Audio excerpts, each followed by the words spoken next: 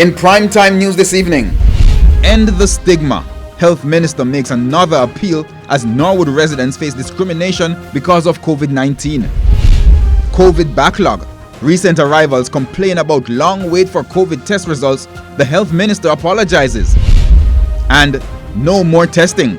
Government to stop COVID-19 testing of those arriving through the airports.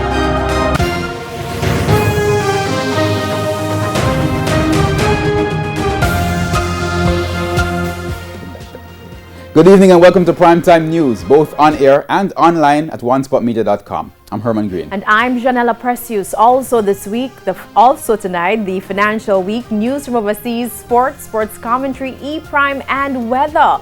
But before the break, the feedback question. Our question this evening: what are your thoughts on the government's move to abandon routine testing for COVID-19 for persons arriving from overseas? You can share comments online, facebook.com/Television Jamaica, and tweet us at Television Jam. Please stay with us. Primetime News returns right after this break.